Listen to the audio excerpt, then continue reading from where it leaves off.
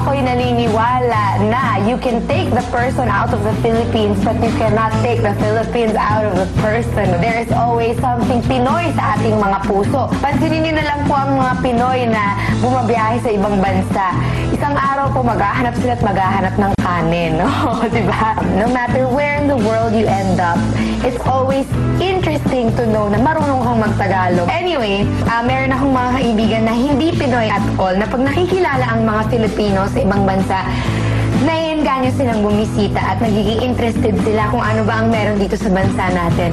At syempre, ang number one na sinasabi naman namin ay naku, ang gaganda ng mga beach ng Pilipinas, diba? Ang daming pwedeng ika-proud sa pagiging Pinay at Pinoy. Especially now na bago ng presidente natin. It's a new change, it's a new pride. Alright, so to all the Pinoys, the purely Pinoys, the half Pinoys, at sa mga feeling Pinoy lang, may you have a great day and God bless you all. Talagang mamaya. Magandang umaga, ikaw pala yan. Anong mga... Okay, sa chart na tayo sa'yo. Libre ako, baka gusto mong mag-usap tayo. Usap tayo, kailang umipigil sa atin. Matang trip mo, pag-usapan natin. Magandang umaga.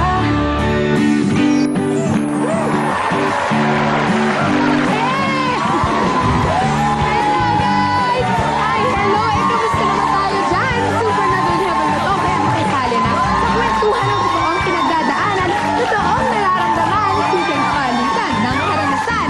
Simple at totoo, ang Simply KC! Nakakatawa. Ang daming tao!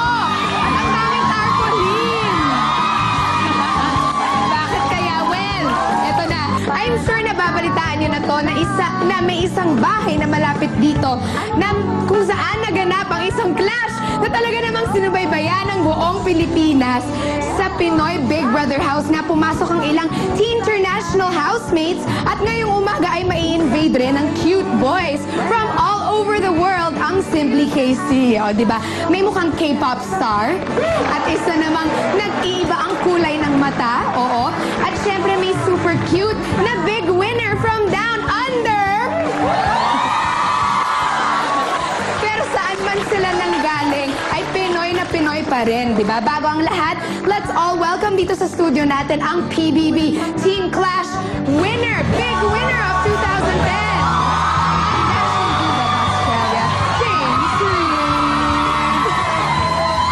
Good morning, James. How are you? These young people here, ang daming tao, di ba? James naman eh. Congratulations pala. Okay, ikaw ay may dugong Pinoy, di ba? Mukha kang you have Filipino blood. Yes, I'm half Filipino, half Australian. My mother's Filipino. And how do you feel that you flew back and all of a sudden became part of Pinoy Big Brother? It was so unexpected. I didn't expect this to happen. I mean, even being here. I never Even thought being this- here Yeah. in Simply KC, I know it's such a privilege. Did you have a hard time adjusting inside the house when you went in? Yeah, eating. The food is so different. I mean, I ate rice 3 times a day. I'm not used to that at all.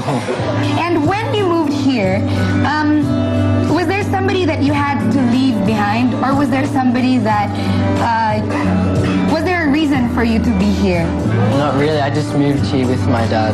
We had problems in Australia, and we came here. Part of it was just for the hell of it, just to have fun. Just to have fun, Yeah. bumalik ka ng Pilipinas. Just to try what it'd be like to go to a Filipino school, but in the end it didn't work out. Hindi, pero to do all of that, you have to speak Tagalog talaga. Kailangan talagang matutunan yung Tagalog, di ba? Sampulan mo nga kami ng Tagalog words.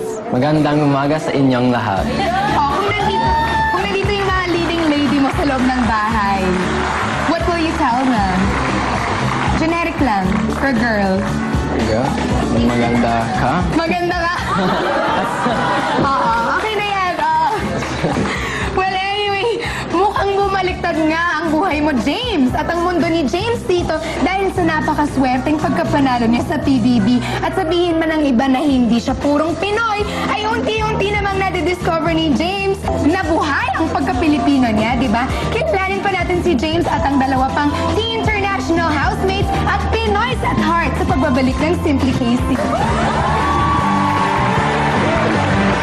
Magandang umaga.